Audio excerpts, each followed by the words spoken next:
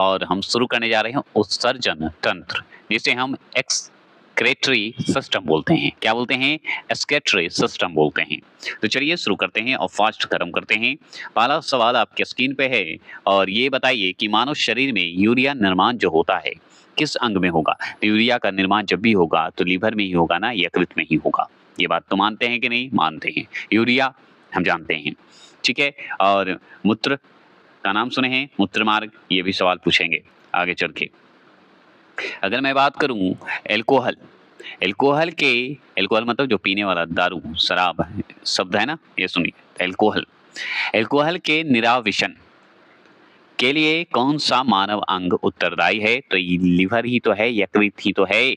और सही बात है, अगर मान लीजिए एल्कोहल ज्यादा लीजिएगा तो लीवर ही डैमेज होगा ना, समझ गए? तो यकृत ही इसका जो है प्रभावित हो सकता है, इसलिए एल्कोहल थोड़ा ज्यादा नहीं लीजिए। अगर बात किया जाए मनुष्य के शरीर में खून के शुद्धिकरण की जो है प्रक्रिया को क्या कहते हैं? जो खून जो होता है, ब्लड जो होता है, उसका शुद्धिकरण होता है। और शुद्धिकरण कहाँ होता है ये बताइएगा? किडनी में होता है कि फेफड़ा में होता है कि लीवर में होता है? कमेंट करिएगा, ठीक है। शुद्धिकरण। तो अब बताइए कि ये सवाल जो पूछ रहा है शुद्धिकरण की प्रक्रिया को कहते हैं? तो रक्त अपोहन कहते हैं, जिसे हम डायलिसिस बोलते हैं, ठीक है। और डायलिसिस कहाँ होता है? किडनी में। तो शुद्धिकरण की बात हो तो कहाँ बोलिएगा? किडनी को बोलिएगा। क्लियर हो गया?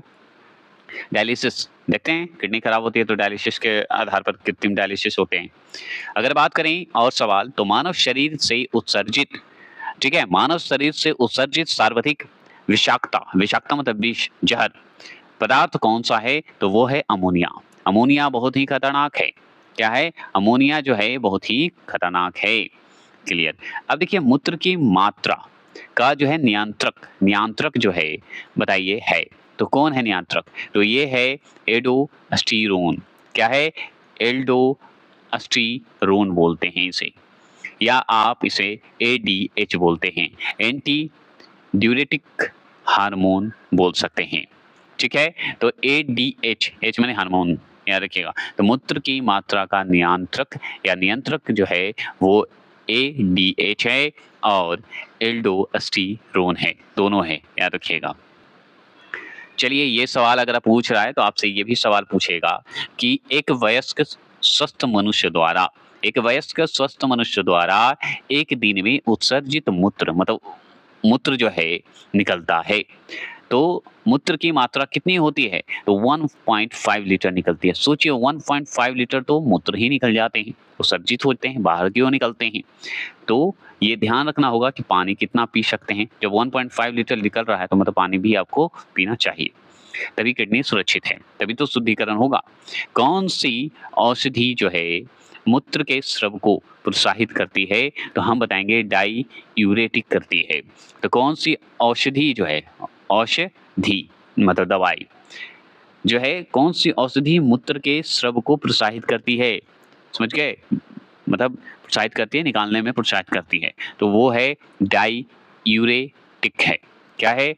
डाईयूरेटिक है, समझ गए? स्राव करने के रूप में करती है। क्लियर हो गया?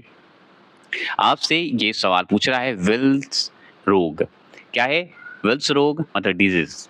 तो विल्स रोग में कौन सा अंग जो है प्रभावित होता है? तो किडनी हो जाता है, वृक्क हो जाता है।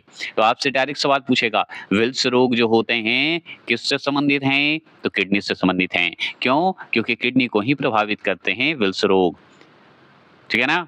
जिसे हम किडनी को वृक्क बोलते हैं और लिवर को यकृत बोलते हैं, हमेशा भूलिएगा नहीं।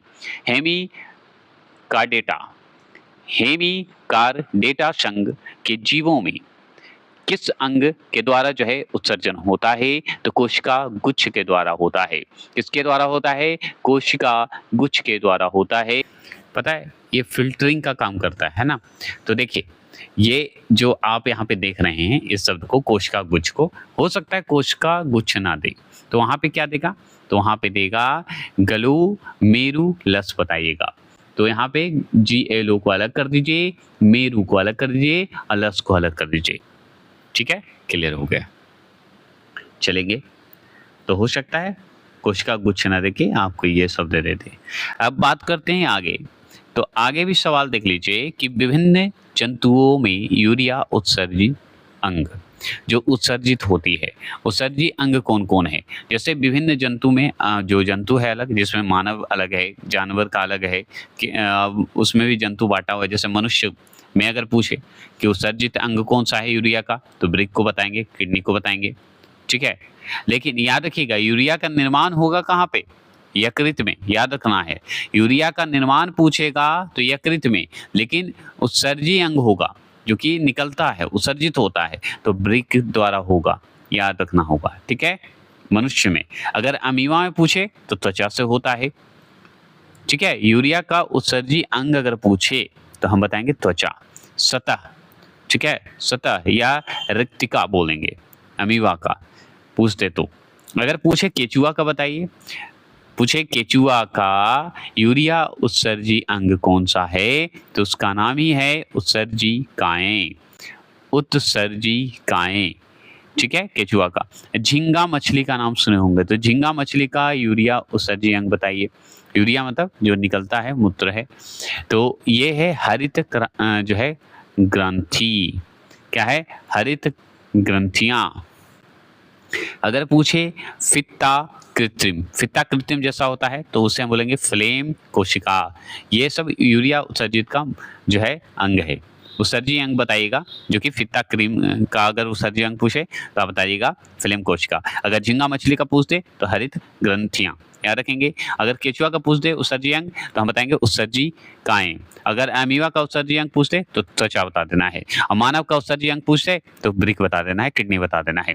और निर्माण अगर पूछे यूरिया का निर्माण कहाँ होता है तो ये यकृत से बता देगा, लिवर बता देगा। अगर मान लीजिए आर्थ्रोपोडा बोले, क्या बोलेगा? आर्थ्रोपोडा। तो आर्थ्रोपोडा का उत्सर्जी अंग कौन सा है बताइए तो मेलपीगी नलिका है, मेलपीगी नलिका आ जाएगा। डायरेक्ट यही सब शब्द आएगा। जैसे मान लीजिए सिलेंट्रेटा जो है ये एक तरह से क्या है? जंतु है। तो सिलेंट्रेटा जो है इसका बताइए उत्सर्जी अंग कौन सा है, जो कि यूरिया का उत्सर्जी करता है, तो वो त्वचा से करता है या मुख से करता है। याद रखिए त्वचा और मुख दोनों से करता है, ठीक है? चलिए और सवाल अगर आपसे पूछे तो चलिए और नीचे चलते हैं। पूछ रहा है कि वृक्क में पथरी, जो किडनी स्टोन हम जिसे बोलते हैं, तो वृक्क में पथरी मतलब किडनी में पथरी यूरिक अम्ल, ठीक है, यूरिक एसिड, कैल्शियम ऑक्सलेट तथा कैल्शियम फॉस्फेट के कारण बनती है, ठीक है? तो आपसे पूछेगा कि किडनी जो है, किडनी में वृक्क में पथरी क्यों बनती है, तो पथरी बनने का कारण है यूरिक अम्ल, कैल्शियम ऑक्सलेट और कैल्शियम फॉस्फेट के कारण बनता है, पथरी बनता है किडनी में। पूछते और सवाल पूछे क्या कि गुर्दा मतलब होता है वृक्क को ही किडनी बोलते हैं, कि कार्यात्मक इकाई क्या है, तो नेफ्रॉन है। क्या बताइएगा? नेफ्रॉन बता देंगे। नेफ्रॉन एक तरह से किडनी का ही हिस्सा माना जाता है क्योंकि इसी का नाम है। तो आपसे हो सकता है गुर्दा का एक और नाम पूछ दे तो नेफ्रॉन के नाम से भी जानते हैं, क्योंकि प्रक्रिया इसी से जुड़ा हुआ है, ठीक है? नाखूनों में कौन सा प्रोटीन पाया जाता है, ये सवाल पूछता है, तो केरेटिन पाया जाता है, केरेटिन पाया जाएगा। तो केरेटिन किस में पाया जाएगा, तो हम बताएंगे नाखून में पाया जाता है। तो नाखून में कौन सा प्रोटीन पाया जाता है, तो केरेटिन पाया जाता है। ब्रिको मतलब गुर्दा, किडनी के काम न करने पर रक्त में यूरिया की मात्रा बढ़ जाती है, तो इसे कहते हैं यूरीमिया कहा जाता है, यूरीमिया कहिएगा। तो अगर मान लीजिए अगर किडनी के काम न करने पर, अगर मान लीजिए किडनी काम नहीं किया मतलब खराब हो गया, तो रक्त में यूरिया की मात्रा बढ़ जाएगी, ये बात जान लीजिए। और जब बढ़ जाती है तो इसे कहते हैं यूरीमिया कहा जाता है। आगे ये है कि मनुष्य में किस प्रकार का उत्सर्जन जो है पाया जाता है, तो मनुष्य में किस प्रकार का उत्सर्जन पाया जाता है, तो यूरोटेलिक उत्सर्जन पाया जाता है। यूरोटेलिक जो उत्सर्जन होता है वो पाया जाता है, याद रखिएगा, कहाँ? मनुष्य के उत्सर्जन में पाया जाता है। तो मनुष्य के किस प्रकार के उत्सर्जन पाए जाते हैं, तो यूरोटेलिक उत्सर्जन पाए जाते हैं। चलिए बात करते हैं यूरोक्रोम का निर्माण जो है कैसे होता है, तो लाल रुधिर कणिकाओं के होमोग्लोबिन से होता है। तो लाल रुधिर कणिका मतलब आरबीसी के कारण होता है, और आरबीसी के हीमोग्लोबिन के कारण होता है यूरोक्रोम का निर्माण, ठीक है? इसी में पूछे मनुष्य के किस प्रकार का उत्सर्जन पाया जाता है, तो यूरो याद रखिएगा यूरियोटेलिक उत्सर्जन के कारण पाया जाता है। मतलब ये उत्सर्जन पाया जाता है, कौन सा उत्सर्जन? याद रखिए यूरियोटेलिक उत्सर्जन पाया जाता है किसमें? याद रखिएगा मनुष्य। अगर आपसे पूछेगा यही यूरोक्रोम क्या है, तो हम बता देंगे लाल रुधिर कणिकाओं में जो है हीमोग्लोबिन की बात करता है। अगर आपसे यही सवाल पूछेगा, क्या पूछेगा कि ब्रिक मतलब किडनी, उत्सर्जन तंत्र पढ़ रहे हैं तो ये सब तो पढ़ना ही पड़ेगा। तो ब्रिक मतलब किडनी को ही गुर्दा बोलते हैं। से प्रति मिनट औसत रक्त प्रवाह कितना होता है? कितना होता है? तो 1 से लेके 1.2 लीटर याद रखिएगा होता है। 2 लीटर बटा मीटर बताइएगा होता है। अब फिर से सवाल सुनिए, ब्रिक से ही है, ब्रिक मतलब किडनी से ही है। तो किडनी नालिकाओं के दूरस्थ कुंडलित भाग से मुक्त किसका पुनरावशोषण, ठीक है, पुनरावशोषण होता है? तो सोडियम क्लोराइड से होता है। किससे होता है? सोडियम क्लोराइड से।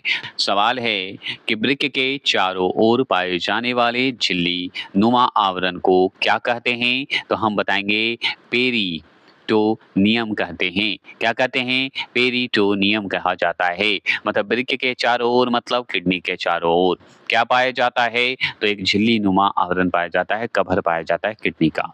याद रखिएगा तो क्या कहलाएगा? तो पेरिटोनियम कहलाएगा। क्या कहलाएगा? पेरिटोनियम कहलाएगा।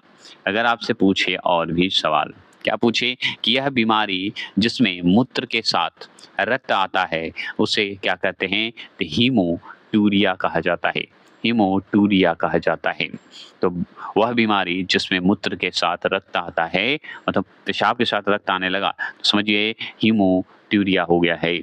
और ऐसा नहीं कि सभी लोग अपनी सोचें, बायोलॉजी पढ़ रहे हैं, बायोलॉजी लगता है कि सबसे ज़्यादा बीमारी हम ही में है, सारा बीमारी, तो ये भ्रम पैदा मत कीजिए, पॉजिटिव रहिए, सही हो जाएगा, सब ठीक रहेगा, जीवन में सभी लोग खुशी रहिएगा, टेंशन नहीं लेना है, क्योंकि ईश्वर सबकी भला करता है। अगर शरीर में संपूर्ण रक्त किसके माध्यम से शुद्ध होता है? तो किडनी के माध्यम से ही तो होता है। तो आपसे भूलिएगा मत कि शरीर में रक्त अगर संपूर्ण पूछ दे तो शुद्ध कहाँ से होगा? वृक्क, किडनी से। किडनी ऑप्शनल है तो फेफड़ा टिक लगा देते हैं तो सही हो जाता है, लेकिन किडनी है तो किडनी ही होगा शुद्धिकरण में। केचुआ मुख्य रूप से अमोनोटेलिक मतलब अमोनिया उत्सर्जक जंतु है, किंतु पर्याप्त जल न प्राप्त होने पर यह जो है इरियोटेलिक हो जाता है। क्या हो जाता है? यूरियोटेलिक हो जाता है, मतलब यूरिया उत्सर्जक हो जाता है। तो इसलिए तो यूरिया उत्सर्जक है, अगर मान लीजिए पर्याप्त जल नहीं हुआ तब। देखिए अब पढ़ेंगे कशेरुकी जंतुओं के उत्सर्जीय अंग की बात करेंगे, जिसमें उत्सर्जी अंग और उत्सर्जी पदार्थ की बात करेंगे। तो जिसमें हम सबसे पहले किडनी के बारे में पढ़ेंगे, वृक्क के बारे में पढ़ेंगे, मतलब वृक्क के बारे में पढ़ेंगे, और इसी को गुर्दा कहा जाता है, ये भी जान लीजिए। तो रुधिर से मूत्र के रूप में अत्यधिक जल व नाइट्रोजनी अपशिष्ट पदार्थ जैसे यूरिया आदि का उत्सर्जन है। तो अगर पूछे किडनी के बारे में तो क्या जवाब दीजिएगा कि रुधिर से जो मूत्र होता है, ब्लड से मूत्र के रूप में अत्यधिक जल व नाइट्रोजन अपशिष्ट पदार्थ जैसे यूरिया आदि का उत्सर्जन होने लगे तो समझिए वो किडनी से संबंधित है, उत्सर्जित पदार्थ पूछ रहा है। अगर आपसे पूछते यही फेफड़ा से, अगर मान लीजिए फेफड़ा पूछते, फेफड़ा जो है उत्सर्जी अंग है जिसे हम लंग्स बोलते हैं, ये जो है ऑक्सीजन और कार्बन डाइऑक्साइड का आदान प्रदान करता है। तो फेफड़ा का ही काम है कि ऑक्सीजन और कार्बन डाइऑक्साइड को एक दूसरे से आदान प्रदान करे, समझ गए? आदान प्रदान करे, बातचीत करे, आने जाने लगे। अगर इसी में बात करें यकृत का, लीवर का बात करें तो लीवर का क्या है कि नाइट्रोजनी पदार्थ का निष्कर्षण। अगर मान लीजिए आंत की बात करेंगे, किसकी बात करेंगे? आंत का। आंत के बारे में पूछते तो आंत के बारे में बताना है कि कैल्शियम व धातुओं के लवण की आवश्यकताओं से अधिक मात्रा का उत्सर्जन होता है, ठीक है? तो आंत का पूछे तो कैल्शियम व जंतुओं के लवण की आवश्यकता से अधिक मात्रा का उत्सर्जन करता है कौन? आंत। और यह क्वेश्चन देखिए और खत्म होगा ये उत्सर्जन तंत्र। तो यहाँ पे लिखा है कि जलीय प्राणियों में नाइट्रोजन विनिमय से जो है उत्पादित होता है तो अमोनिया उत्पादित होता है। क्या होता है? अमोनिया उत्पादित होता है। तो जलीय प्राणियों में नाइट्रोजन का क्या होता है, विनिमय होता है, और विनिमय के कारण उत्पादित होता है क्या, अमोनिया। ठीक है, उत्पादित होता है अमोनिया। अगर पूछे गठिया रोग का क्या कारण है, तो रक्त में प्रवाहित यूरिक एसिड का सोडियम यूरेट, ठीक है, सोडियम यूरेट के क्रिस्टलों के रूप में जोड़ों में एकत्रित होना, इसके कारण गठिया रोग होता है। तो गठिया रोग होने का कारण यह है कि ब्लड से संबंधित है, और ब्लड में क्या होता है, यूरिया एसिड प्रवाहित होने लगा, और प्रवाहित होने के बाद यूरिया एसिड का सोडियम यूरेट, क्या बोलते हैं, यूरेट के जो है क्रिस्टलों के रूप में जोड़ों में एकत्रित होने लगता है, क्रिस्टल के रूप में, पत्थर के रूप में समझिए जमा होने लगता है। क्लियर हो गया। अगर आपसे पूछते अमाशय की बात करता है, पेट की बात करता है, स्टमक की बात करता है, तो अमाशय की दीवार का पेशीय संकुचन कहलाता है पेरिस्टाइलिसिस कहते हैं, अमाशय की दीवार का जो पेशीय संकुचन को कहते हैं। ठीक है, तो क्या कहते हैं, पेरिस्टाइलिसिस कहा जाता है। तो अमाशय की दीवार का पेशीय संकुचन कहलाएगा, पेरिस्टाइलिसिस कहलाएगा। तो चलिए आज के लिए इतना ही रखते हैं, और हम अंत में एक पॉइंट बताते हैं, वो पॉइंट को हम नोट करते हुए चलते हैं। तो उस पॉइंट को सुनिए, डाईयूरेसिस की स्थिति में ग्लूकोज का उत्सर्जन बढ़ जाता है। किसका, ग्लूकोज का उत्सर्जन बढ़ जाता है, बस इतना ही जानना है। किसमें, डाईयूरेसिस की स्थिति में ग्लूकोज का उत्सर्जन बढ़ जाता है, यही बात है। हम उत्सर्जन तंत्र खत्म कर दिए।